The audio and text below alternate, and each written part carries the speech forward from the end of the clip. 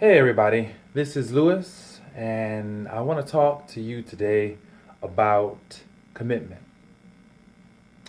There's a lot of people in this world that fear commitment. They are commitment phobes. They say things like, "Oh, I don't, I don't need labels. I don't like labels. I'm a free spirit. I basically do what I want to do." And that's cool. If that's you, if that's who you are, you want to do what you want to do, that's cool. But you won't be with me. My thing is this: I'm a firm believer in commitment. People who say things like, I don't like labels, you go to the supermarket, you don't just blindly grab anything that's off the shelf. You're going to take your time and examine that label. You're going to use that label as a tool to get you where you need to be. You count your calories. You take care of your body. You put your body as a priority. You're going to look at that nutrition label and see exactly what's in the product that you get. You're going to look at the label on the box and see exactly what it is. Same thing applies to relationships. If you refuse to put a label on something, that makes it a blank item. That makes it nothing. What's in there? What are the contents in this relationship? If other people were to read the label, what would they see? And I realize that people do like labels. Labels help us define things. Labels serve a purpose. People don't like labels because they want to do whatever they want to do in relationships. They want to screw you over. They want to screw this person, that person, that person. And then they want to say things like, well, we didn't have a label. We were not committed. You didn't claim me. You didn't this, you didn't that. But people know what it is. They know when someone genuinely cares for you. They know when someone really is into you. It's funny how people know when they're being played, but they don't know when someone really likes them. But usually those people are the type of people that look for a trap door. They look for an out. They try to sabotage the relationship before it even begins. And that's cool if that's what they want to do. But when you want something real, something genuine, you don't mind wearing that label.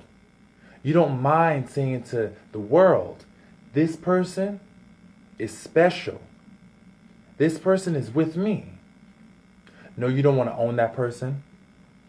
You don't want to be possessive of that person. You don't want to try to stop them from reaching their goals in life. You want to support their freedom.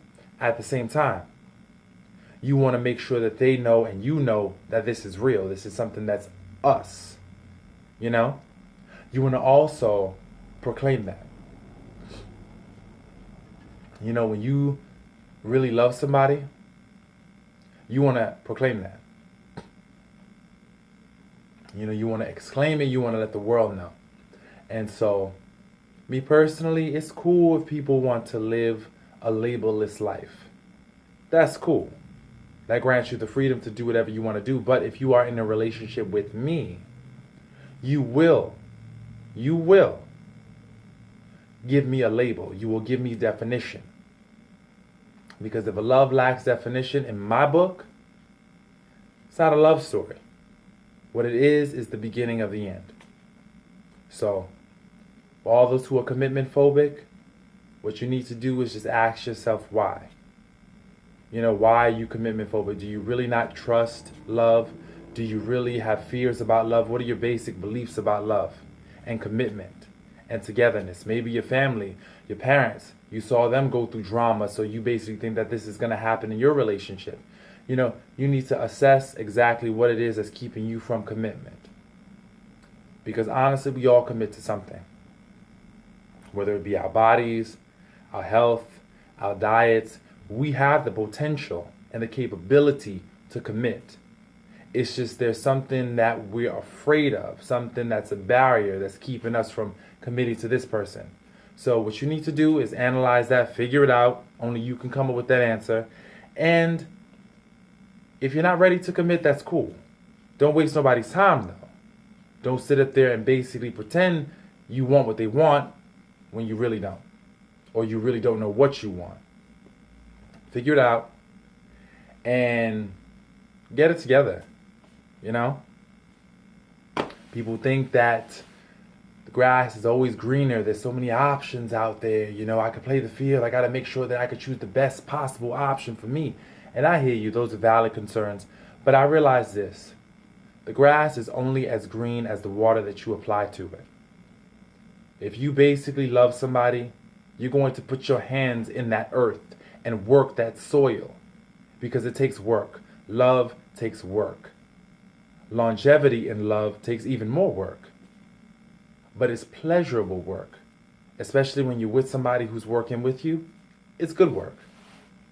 So I say this to say thank you again for listening. And I hope that whoever you commit to is worth it. Because for one, you're worth it. And I thank you all for listening. And I hope you have a beautiful life.